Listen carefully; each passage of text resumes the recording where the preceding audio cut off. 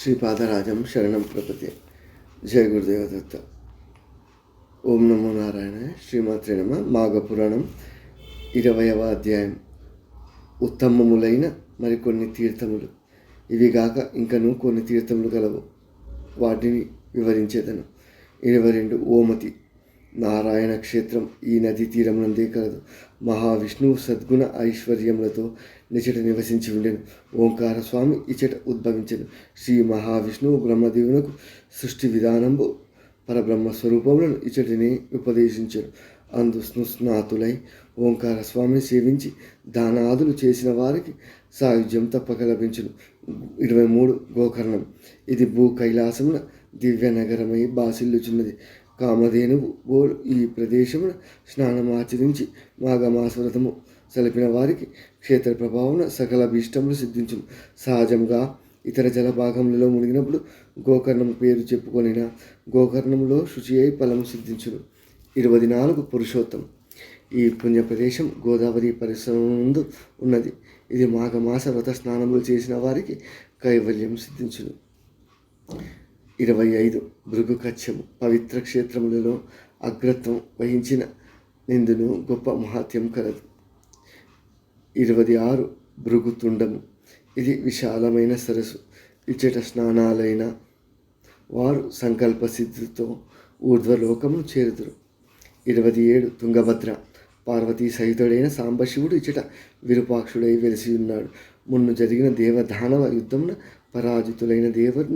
పరాజితులైన దేవతలు శంకరుని ప్రార్థింపగా పరమేశ్వరుడు దానవులను వధించి మరలా కాపాడాను. అనంతరం శివుడు ఋష్య మీనాద్రి మీద విలాసముగా సంచరింపవలెనని సమీపముగా నందే నిలిచెను. ఇచ్చట స్నానము తపము దానాదులు చేసిన వారు సూర్యలోకం చేరుదురు. 28. కావేరి శ్రీ మహావిష్ణువు నిలయములలో ప్రసిద్ధిగాంచినది. ఈ నదికి నడుమ శ్రీరంగ క్షేత్రం కలదు. త్రేతాయుగమున శ్రీ మహావిష్ణువు భక్తుడకు విభీషణుని కోరిక ప్రకారం అందే నిలిచెను. విభీషణుడు ఈనాటికి కూడా ప్రతి విశాఖ నక్షత్రమున యుక్త వైశాఖ పూర్ణిమల నాడు స్వయంగా వచ్చి హరిని ఆరాధించి పోవుచుండునని పెద్దలు చెప్పుదురు. శ్రీరంగమునకు దక్షిణ కాశీయను నామములలో కావేరీ నది దక్షిణ కాశీయనియు ప్రఖ్యాతి కలదు అని అన్నియు ప్రకృతి మీద ప్రతి వారికి కనిపించుచున్న తీర్థములు.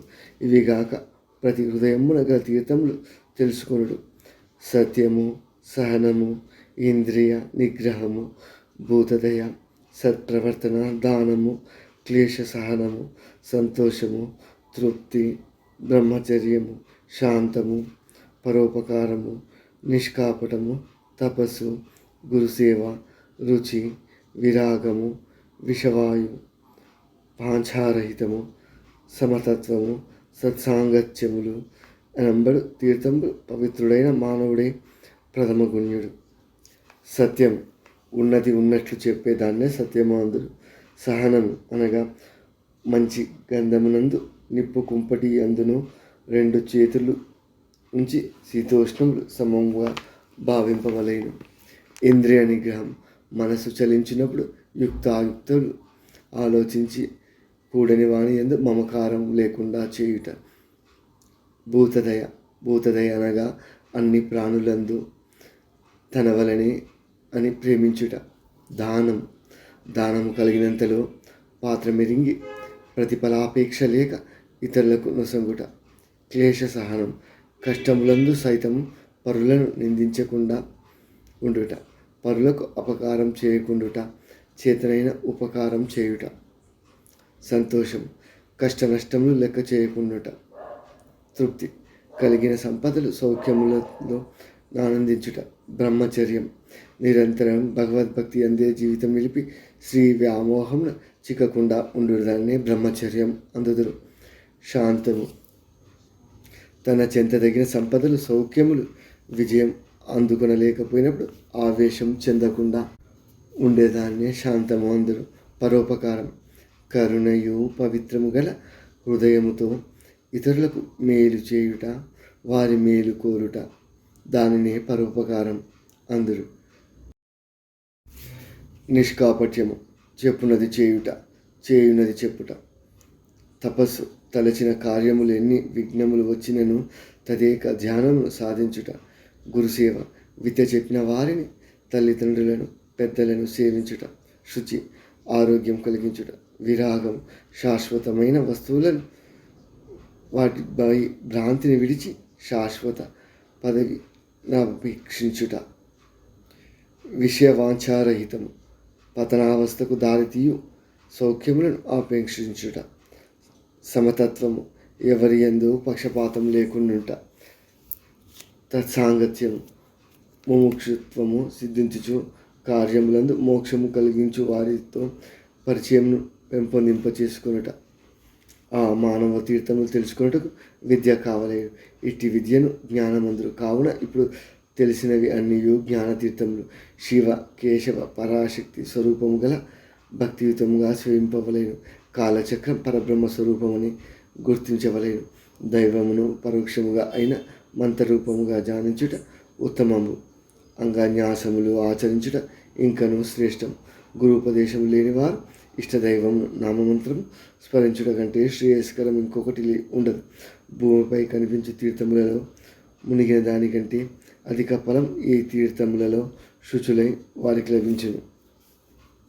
మానవుడు తన మతమును, వర్ణాశ్రమ ధర్మమును అనుసరించి ప్రవర్తించుట ఉత్తమం మరియు పరమతము, మతాచారము పరప్రథమమున లాభముగానున్నను తుదకు నష్టము పాలు చేయుననియు, పరులకు తగిన కార్యం ఇంకొకరు ఆచరించుట అనర్థకరము అనియు, ప్రస్తుత ఉన్న కష్టమును హేయముగానున్నను తుదకు తన మతమే తనకు రక్షయనియు, ఆచారభంగముల వలన పాపము, పాపము వలన భయము, భయము వలన పతనము కలుగునని శ్రీకృష్ణ పరమాత్మ వచించెను. పనికిరాని ప్రాపంచిక భోగలాలసత్వం మనం బుననాటుకున్నప్పుడు శ్రేష్టమైన భక్తి, జ్ఞాన, వైరాగ్యములకు చోటు దొరకదు.